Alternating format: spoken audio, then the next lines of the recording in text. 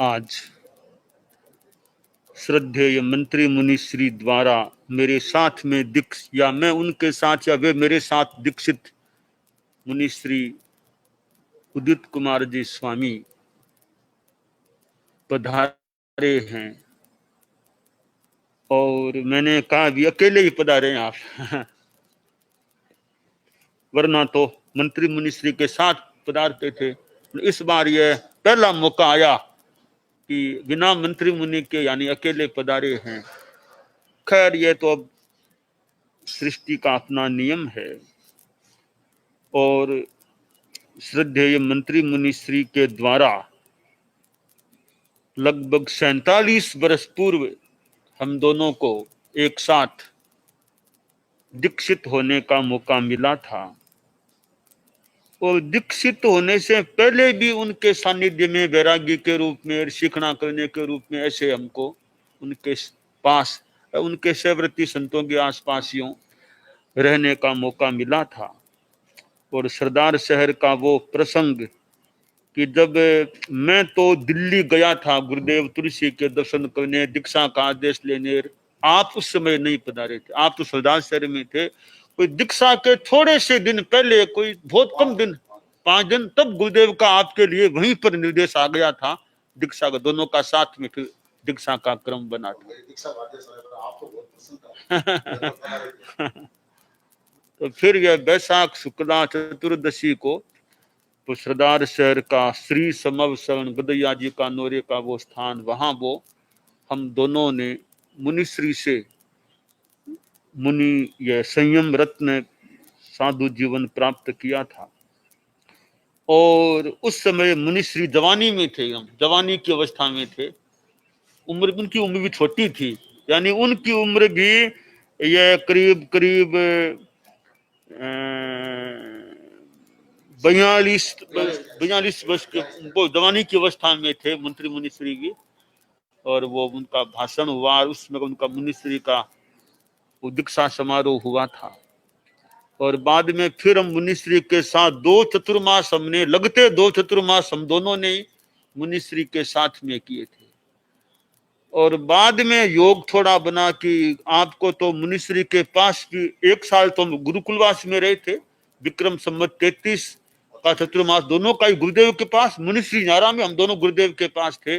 वापिस तब मिलना हुआ तो फिर 34 में आप तो गुरुकुलवास में थे, 34 में मैं नारा में चला गया था। और बाद में 34 के चतुर्मास के बाद आपको मुनिश्री के पास दिया। उसके बाद तब से लेकर हमेशा तक आप मुनिश्री के पास, मानो लगातार मुनिश्री के, भले वो राज में रहे कहीं रहे, आप मुनिश्री के पास रहे थे।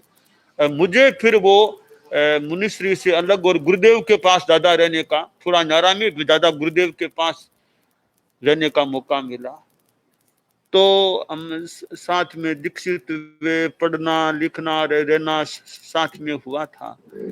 तो यह पहला मौका है कि आज हम अपने दीक्षा दाता मुनिश्री के बिना आज हमारा मिलना हुआ है। और मुझे मुनिश्री के दर्शन प्राप्त हुए हैं आज। वैसे 1 साल पहले हो जाता, मिलना हो जाता, 1 साल लेट हो गए हैं। खैर अब स्थिति थी।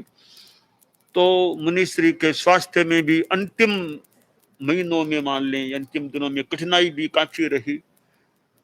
और आखिर ठीक है, मुनिश्री पधार गए। और मुनिश्री उदित कुमार सिंह संतों को एक सेवा का, अच्छा मुनिश्री के पास रहने का, वो एक अच्छे हमारे धर्म संघ के, हमारी दीक्षा दाता वो एक अलग पक्ष है हमारा, वो व्यक्तिगत पक्ष है हमारा।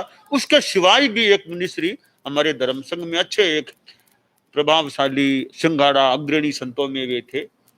और उनके पास हमें रहने का मौका मिला था और मुनिश्री पधार गए। तो आज मुनिश्री उदित कुमार जी स्वामी पधारे हैं।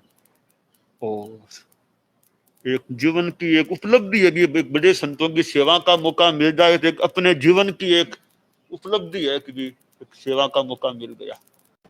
और मुनिश्री उदित कुमार जी स्वामी हमारे एक प्रबुद्ध संत हैं, ऐसे धर्म संघ में प्रबुद्ध है, समझदार संत हैं, ऐसे विद्वान संत भी हैं, विद्वान और भाषण भी देने वाले और विद्वान संत भी हैं। तो आपसे हमारा मिलना या आपको आपका दर्शन करने का मौका भी हमें मिल गया। और साथ वाले संत हमारे ज्योतिर्मय तो पहली बार आए हैं, पहली बार हैं, तो ठीक है। वो तो बात बाद में जैसा बात करते हैं। अच्छा आज एक तरह से वो समर्पण हो गया, मतलब ज्योतिर्मय का, ठीक है। और मुनि बड़ों में अनंत अनंत बड़े पुलकित बड़े, हाँ पुलकित। वो नोखा मंडी वाली बात बताई इन्होंने, दो विकल्प थे, दो में एक चुनाव करना था। दो में एक का चुनाव करना था, याद है ना, एक का चुनाव हुआ था। और फिर बाद में अनंत मुनि तो सूरत में दीक्षा हो गई थी उनकी बाद में। हाँ ये 2000 सन 1999 में दीक्षा हुई थी।